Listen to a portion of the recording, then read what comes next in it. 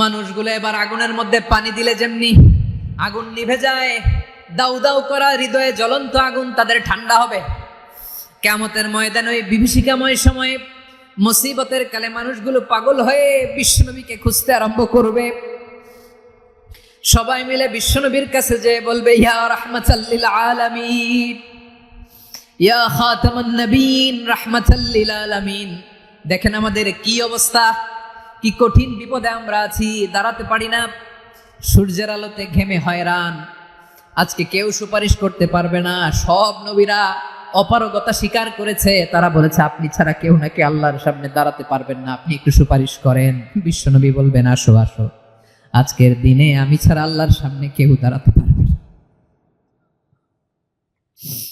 বিশ্বনবী মাকামে মাহমুদে যে আল্লাহু আকবার বলে সিজদায় লুটিয়ে পড়বেন। আল্লাহ রাব্বুল আলামিন বিশ্বনবীকে এমন কিছু চমৎকার শব্দ শিখাবেন, ওই শব্দগুলো দিয়ে আল্লাহর প্রশংসা করে বিশ্বনবী কাঁদতে আরম্ভ করবেন। বিশ্বনবী এমন ভাবে অজর দ্বারায় সিজদায় লুটিয়ে পড়ে কাঁদবেন, রব্বুল আলামিনের রহমতের দরিয়ায় জোশ লেগে যাবে। রব্বুল আলামিন এই দৃশ্য দেখে সহ্য করতে পারবেন না। রব্বুল আলামিন বলবেন, ইয়া মুহাম্মদ ইরফা রাসাক, ও নবী আপনি মাথা তোলেন,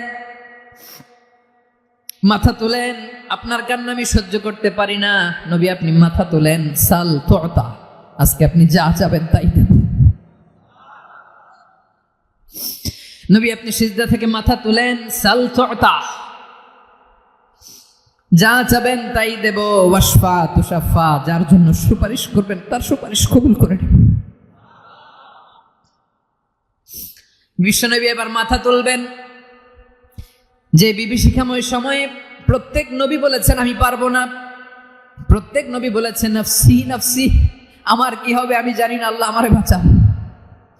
প্রতিটি নবী বলবে নফসি নফসি, আল্লাহ তুমি আমারে বাঁচাও, আমারে বাঁচাও। বিশ্বনবী মাথা তুলবেন, তুলে বলবেন রব্বি হাবলি উম্মতি, আল্লাহ তুমি আমার গুনাহগার উম্মতকে বাঁচাও। এই দুনিয়ার বুকে রব্বুল আলামিন সব নবীকে একটা করে দাওয়া মুস্তাজাবা দিয়েছেন, মানে যে দোয়া করলে কবুল হয়ে যায় সাথে সাথেই। দাও বিহা, দুনিয়ার সব নবীরা ওই দোয়াটা দুনিয়ায় করে ফেলেছে। সব নবীকে আল্লাহ একটা করে দোয়া দিয়েছেন, নবী দোয়া করলেই কবুল। সব নবীরা ওই দোয়া করে ফেলেছে দুনিয়াতে। বিশ্বনবী বলেন আমি করি নাই।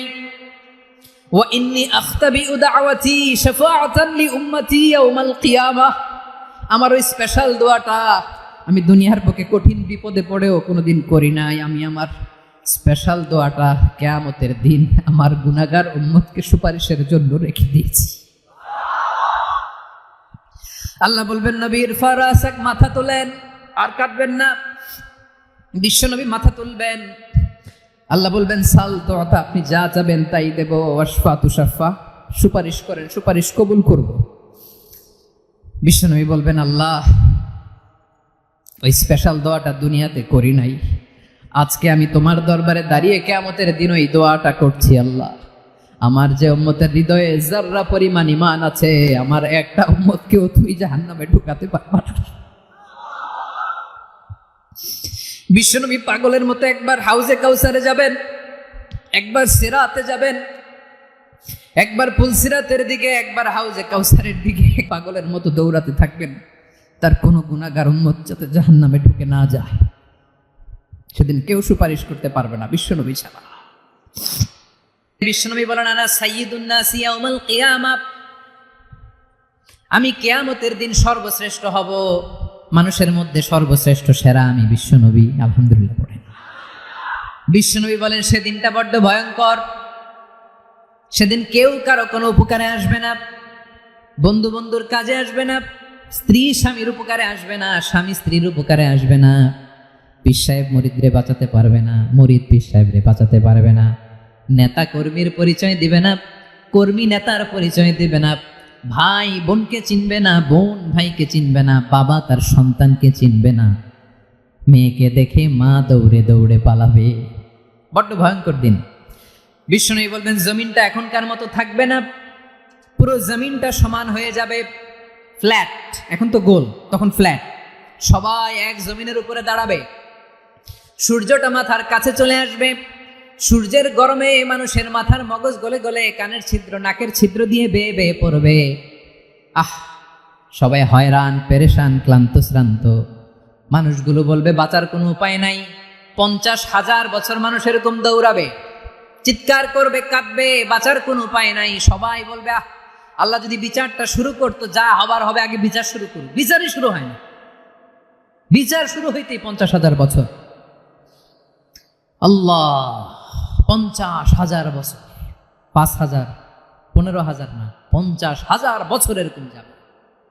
মানুষগুলো কাঁদতে কাঁদতে বলবে চলো আমরা আদম আলাইহিস সালামের কাছে যাই, যেন আল্লাহরে যে সুপারিশ করে, আল্লাহ আপনি বিচার শুরু করেন।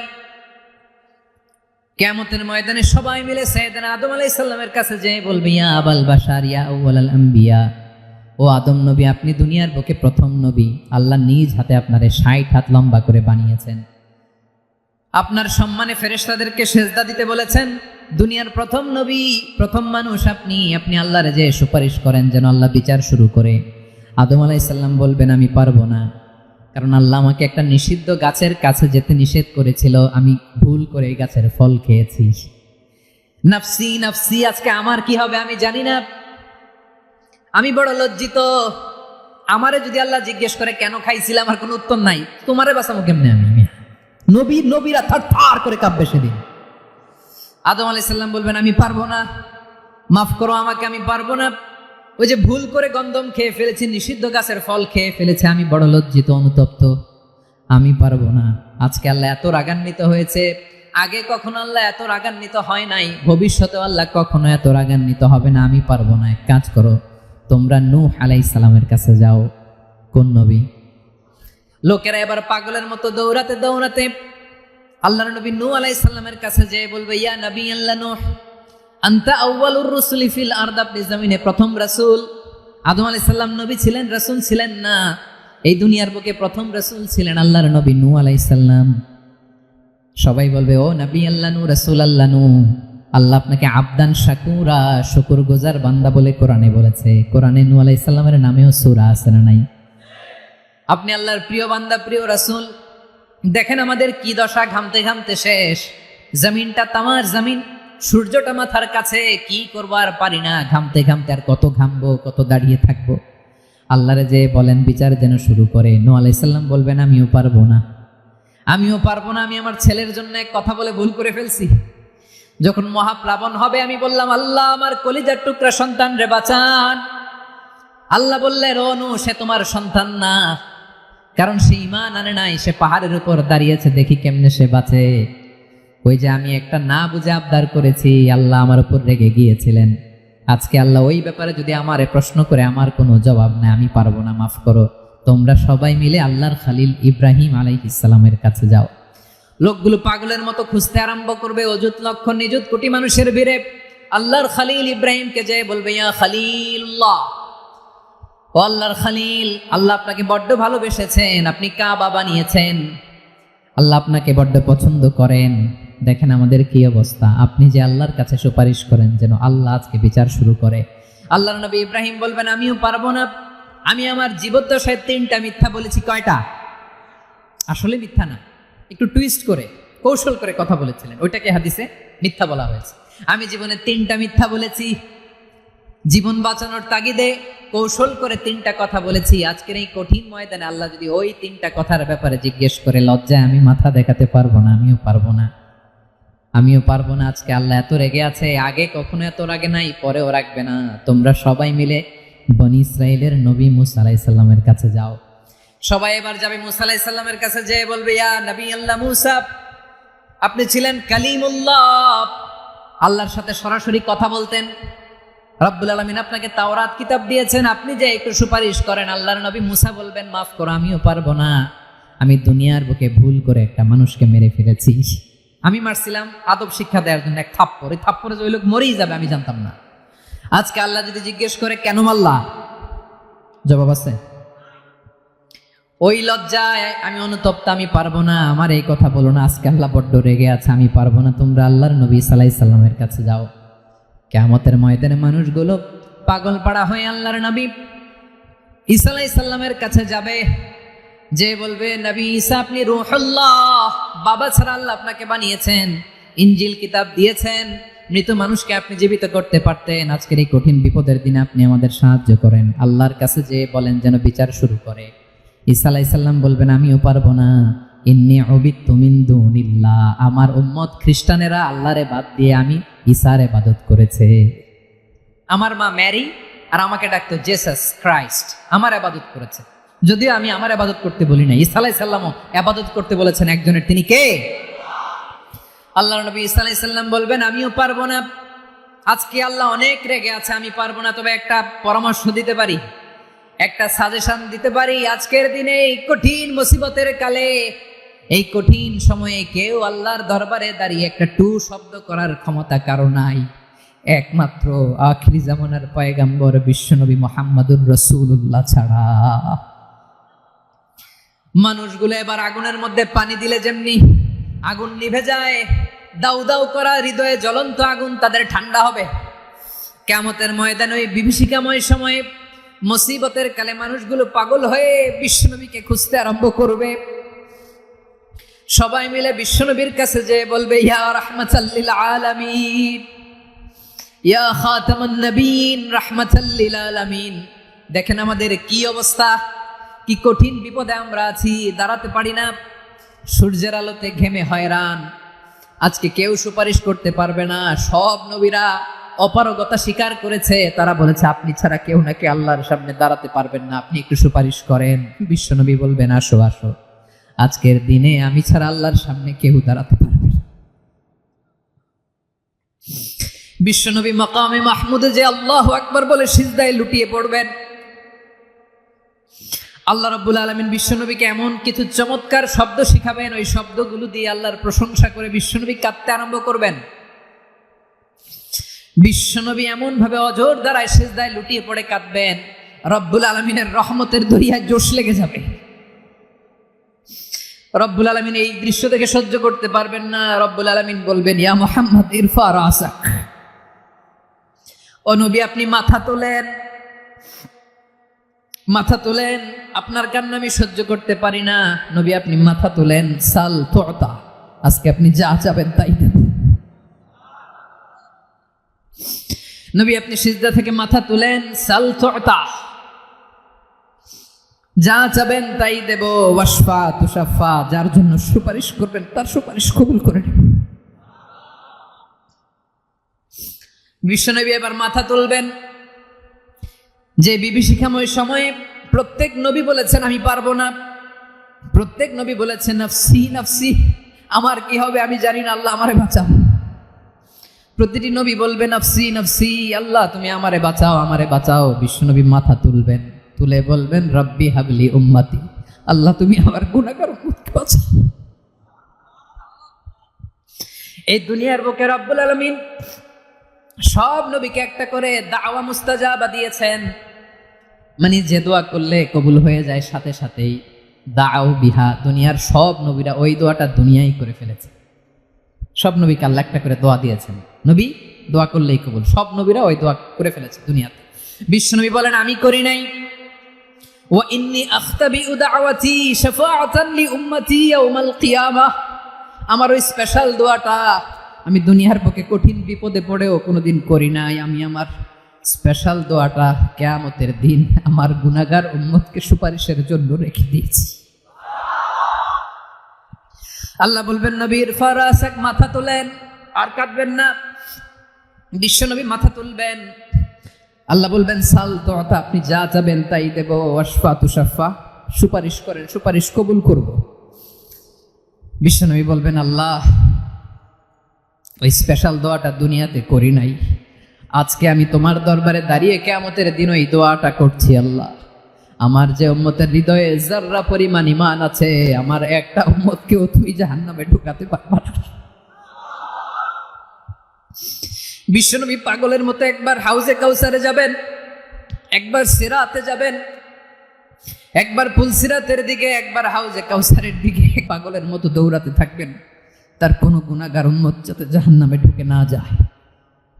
সেদিন কেউ সুপারিশ করতে পারবে না বিশ্বনবী ছাড়া।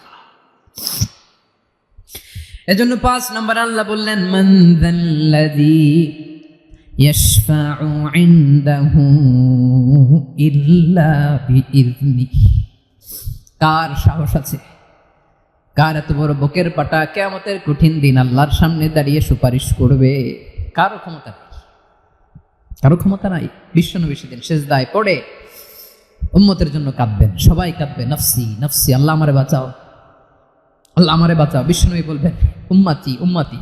বিশ্বনবী আমার জন্য কাঁদবেন, আপনার জন্য কাঁদবেন, আমাদের জন্য সেদিন কেঁদে কেঁদে জাহান্নামের দরজায় দাঁড়িয়ে আমাদেরকে টেনে টেনে জান্নাতে ঢুকাবেন। এজন্য এই বিশ্বনবীর ভালোবাসা যেন আমাদের হৃদয়ে ভরপুর থাকে। আমার ভাইয়েরা, প্রতি শুক্রবার বিশ্বনবীর উপরে বেশি বেশি যেন আমরা দুরূদ পড়ি। আমরা যখন বিশ্বনবীর সালাম দেই, দুরূদ পড়ি, একদল স্পেশাল ফেরেশতা আছে যারা বিশ্বনবীর দুরূদটা নিয়ে সরাসরি বিশ্বনবীর রওজায় যায়, যে বলে অমুকের বেটা অমুক আপনারে সালাম দিয়েছে। বিশ্বনবী নিজ কবরের থেকে নিজেই সালামের উত্তর দেয়। বিশ্বনবীর ভালোবাসা যেন আমাদের হৃদয়ে থাকে, বিশ্বনবীর সুন্নাহ দিয়ে যেন আমাদের জীবনটাকে সাজাই, পারা যাবে ইনশাআল্লাহ। বিশ্বনবীর ভালোবাসা ছাড়া কেউ জান্নাতে ঢুকতে পারবে? বিশ্বনবীর পক্ষে আমরা বলবো, বিশ্বনবীর পক্ষে আমরা লিখবো, বিশ্বনবীর জন্য আমরা আমাদের কলিজার রক্ত বিলিয়ে দিব, ঠিক কিনা বলেন? সেদিন বিশ্বনবী ছাড়া কেউ সুপারিশ করতে পারবে না। ৫ নম্বর আল্লাহ বললেন মান যাল্লাযী ইয়াশফাউ ইনদাহু ইল্লা বিইযনি। কে আছে সুপারিশ করবে আল্লাহর সামনে? আর আপনি আপনার বাবার দরবারে যে সেজদা দেন, হ্যাঁ, ইব্রাহিম আলাইহিস সালাম থারথার করে কাঁপবে আর বলবে নফসি নফসি, আল্লাহ আমারে বাঁচাও। মুসা আলাইহিস সালাম থারথার করে কাঁপবে, আল্লাহ নফসি নফসি, আমারে বাঁচাও। আর আপনি পীরের দরবারে যে সেজদা দেন, কোথায় আছেন আপনি? খবরদার, কেউ বাঁচাতে পারবে না।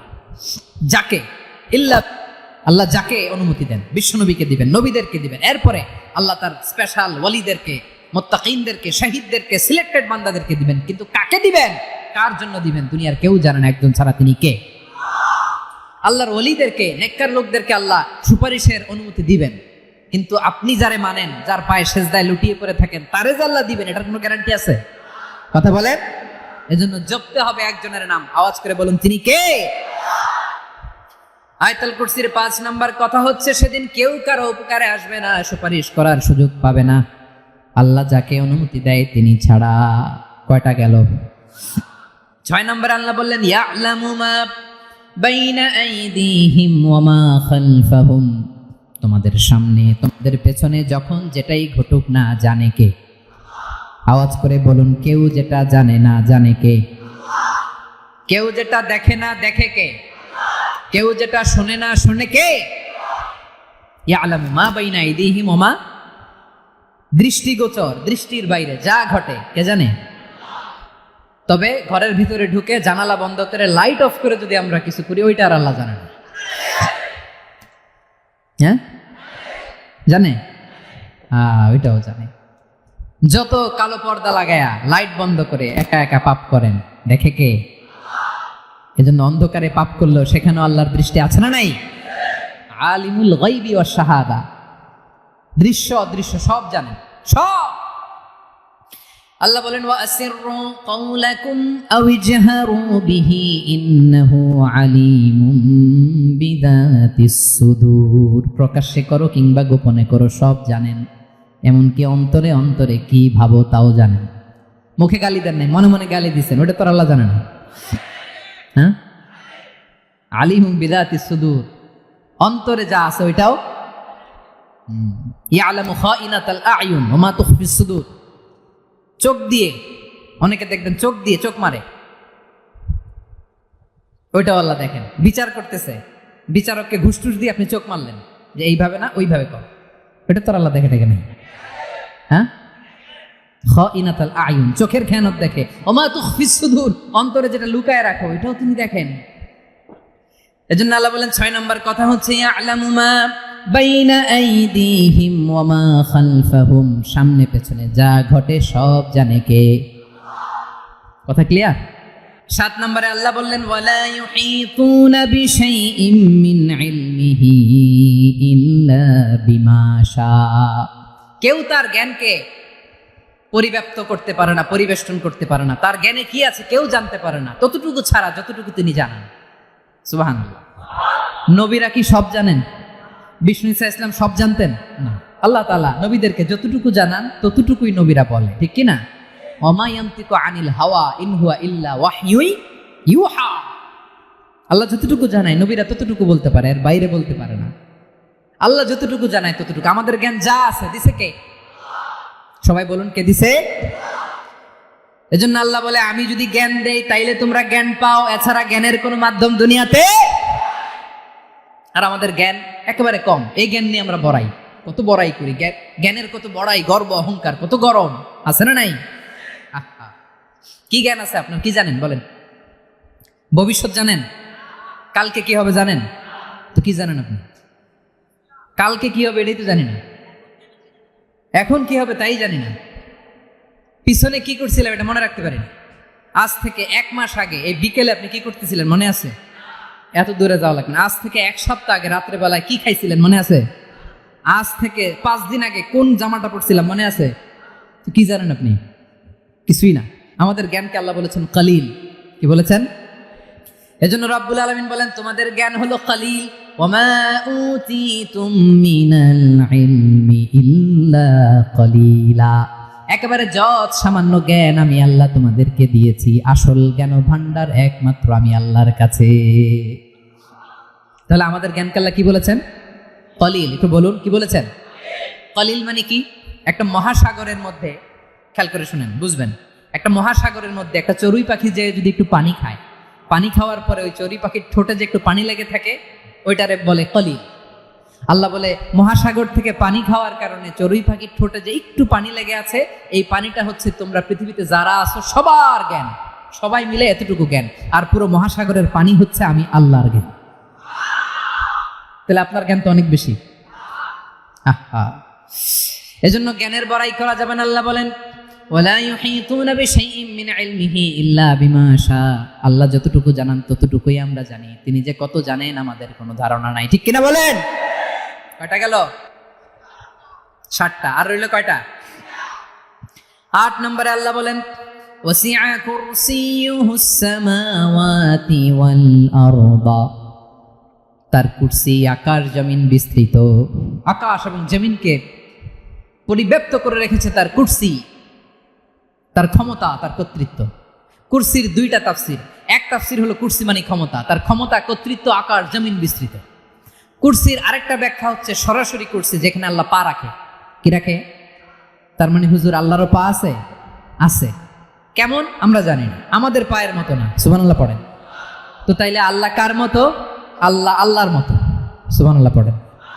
লাইসা কামিসলিহি শাই, কোনো কিছু তার মতো নয়। তো তিনি কার মতো? তিনি তার মতো।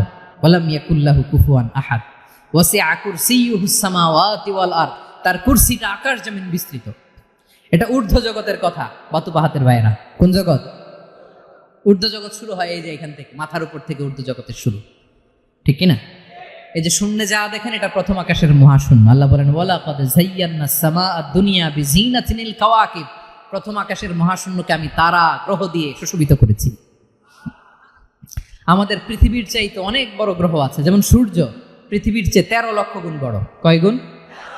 13 গুণ, 1300 গুণ, 13,000 গুণ। কত গুণ? আরো জোরে কত গুণ? চিন্তা করছেন পৃথিবীটা কত বড়, আর সূর্য নাকি পৃথিবীর চেয়ে? তার মানে সূর্যই কি সবচেয়ে বড়? না, সূর্যের চেয়ে কোটি কোটি গুণ বড় তারা আছে। এরকম কোটি কোটি তারা নিয়ে আমাদের গ্যালাক্সি মিল্কি ওয়ে। এরকম কোটি কোটি গ্যালাক্সি আছে প্রথম আকাশের মহাশূন্যের মধ্যেই। এরপরে দ্বিতীয় আকাশ। এই দ্বিতীয় আকাশটা প্রথম আকাশের তুলনায় কত বড়? বিশ্বনবী বলেন, তোমার হাতের আংটি যদি মরুভূমির মাঝখানে ফেলে দাও, পুরো মরুভূমির তুলনায় তোমার হাতের আংটি যত ছোট, দ্বিতীয় আসমানের তুলনায় প্রথম আসমানটা ঠিক তত ছোট। তৃতীয় আসমান আবার এরকম, ওইটার তুলনায় দ্বিতীয় আসমানটা একটা আংটির সমান। চতুর্থ আসমানের তুলনায় মরুভূমির মাঝখানে তৃতীয় আসমানটা আংটির সমান। একটার চেয়ে আরেকটা বড়। কত বড় আমি বলতে পারবো, আপনারা শুনতে পারবেন, কিন্তু আমরা কল্পনা এটা ধারণ করতে পারবো। পঞ্চম, ষষ্ঠ, সপ্তম, 7 আকাশ শেষ। কি শেষ? এর উপরে আছে বাইতুল মামুর। কি নাম? এটা ফেরেশতাদের মসজিদ, ফেরেশতাদের কেবলা, ফেরেশতাদের কাবা। আমরা যেমন মক্কায় কাবা, ফেরেশতাদের কাবা কিবলার নাম হচ্ছে আল বাইতুল মামুর, 7 আসমানের উপরে। এটা কত বড় শুনেন। প্রতিদিন বিষ্ণুনবী বলেন প্রতিদিন এই আল বাইতুল মামুর ফেরেশতাদের মসজিদে 70,000 ফেরেশতা ইবাদতের জন্য চান্স পায়। প্রতিদিন কয় হাজার? একবার ঢুকে যে বের হয়ে যায় কিয়ামতের আগে দ্বিতীয়বার আর তারা চান্স পাবে না। আল বাইতুল মামুর ওইটা শেষ, এরপরে সিদরাতুল মুনতাহা, কি নাম? সীমান্ত বৃক্ষ। এটা আরো বড়, একটা বিশাল বড় বড়ই গাছ আল্লাহ বানাইছে। ওয়া ইলাইহি ইয়ানতাহি ইলমুল মালাইকা, ফেরেশতাদের জ্ঞান সীমানা ওইখানেই শেষ। এর উপরে কি হয় ফেরেশতারা আর জানে না। ফেরেশতাদের ক্ষমতা এখানে শেষ।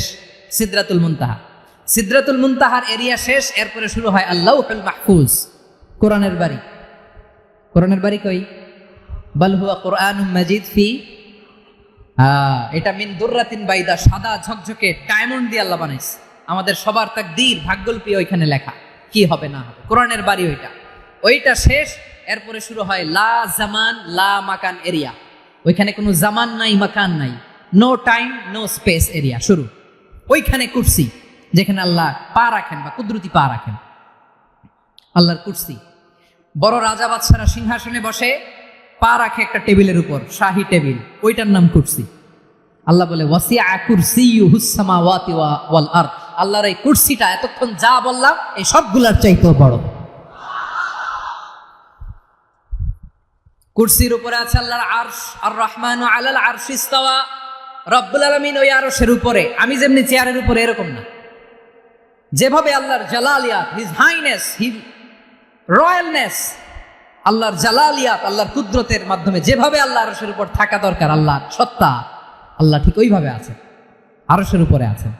ওয়া ইয়াহমিলু আরশা রাব্বিকা ফাওকাহুম ইয়াওমাইদিন সামানিয়া, কিয়ামতের দিন আল্লাহর এই আরশটা 8 জন ফেরেশতা বহন করবে।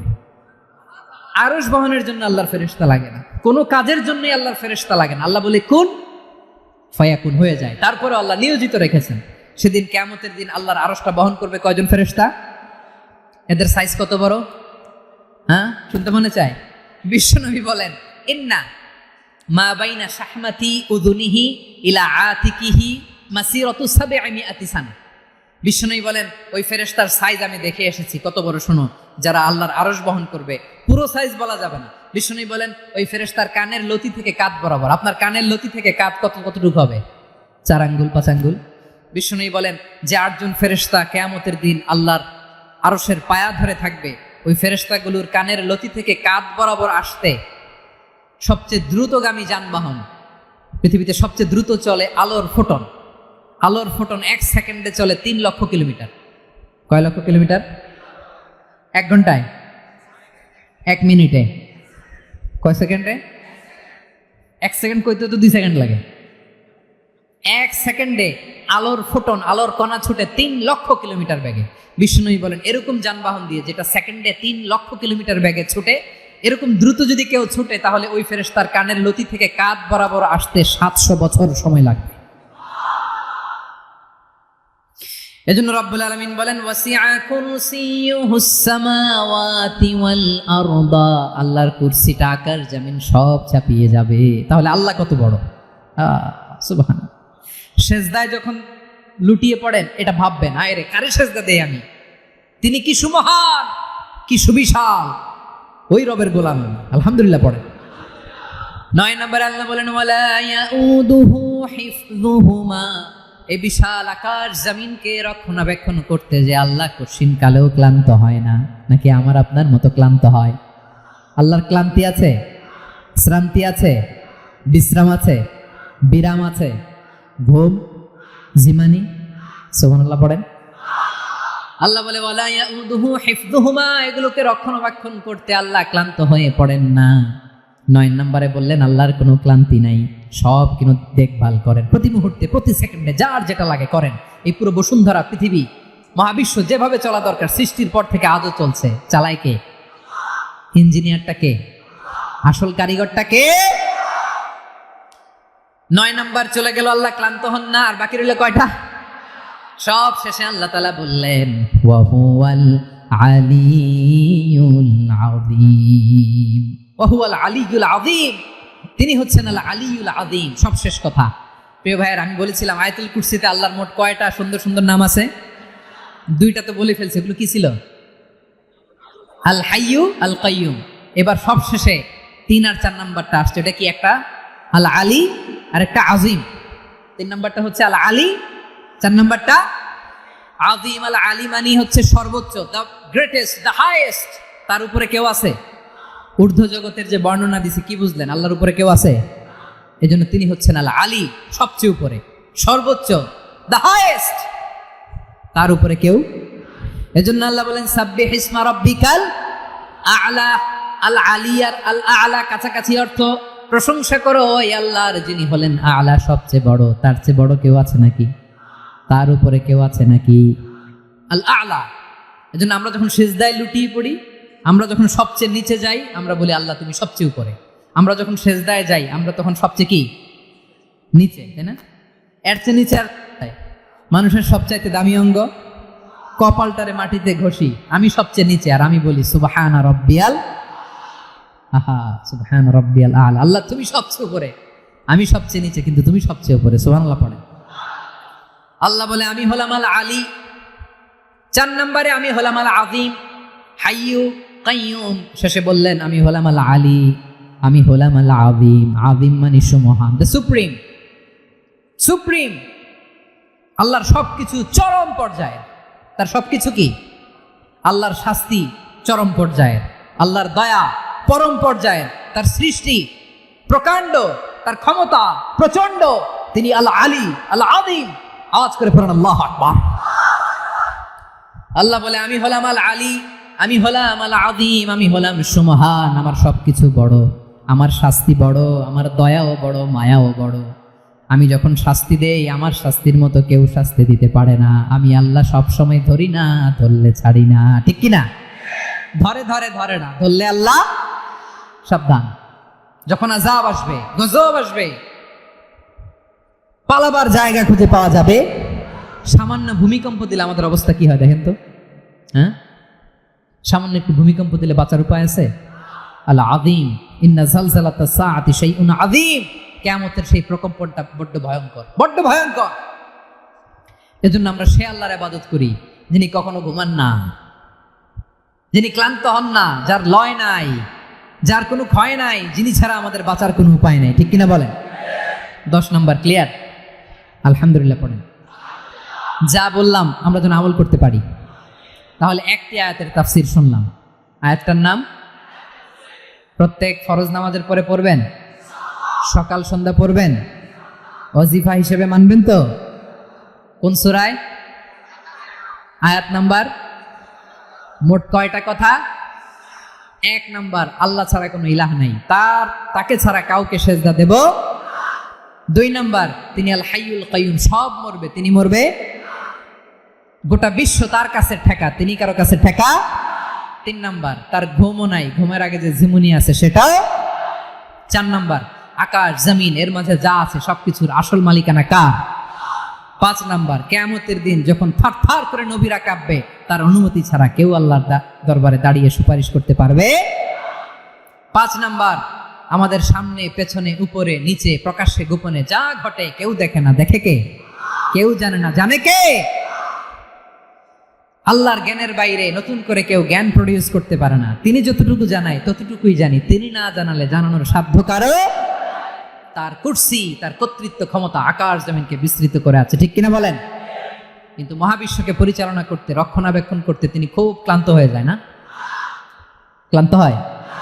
তিনি আল আলী, দ্য হাইয়েস্ট, সর্বোচ্চ, আল আযীম, দ্য সুপ্রিম। তার ক্ষমতার সামনে দাঁড়াবার ক্ষমতা কারো নাই। ঠিক কিনা বলেন? সে আল্লাহর গোলাম হতে পেরে আমরা খুশি না বেজার? আমরা যা করবো ওই আল্লাহর খুশি করার জন্য করব, যা করব আল্লাহর রাজি খুশির জন্য করব। মনের দুঃখ জ্বালা ফেসবুকে শেয়ার দেওয়ার আগে আমি শেয়ার দেব কার সাথে? পারবেন? পারবেন? আল্লাহরে ভালো লাগে? আল্লাহরে মায়া লাগে? আল্লাহর কাছে চোখের পানি ছেড়ে কাঁদতে ভালো লাগে? আল্লাহর কাছে বলেন, ইযা সাআলতা ফাসআলিল্লাহ। বিষ্ণু বললেন যখন চাইবে আল্লাহর কাছে চাইবে। ওয়া ইযা ইসতাআনতা ফাসতাঈন বিল্লাহ। সাহায্য করার মালিক একজন, তিনি কে? আল্লাহ তাআলা আমাদের সবাইকে কথাগুলো বোঝার আমল করার তৌফিক দান করুন। হাযা মা ইনদি ওয়াল ইলমু ইনদাল্লাহ আলাইহি তাওয়াক্কালতু ওয়া ইলাইহি উনীব। আসসালামু আলাইকুম ওয়া রাহমাতুল্লাহ।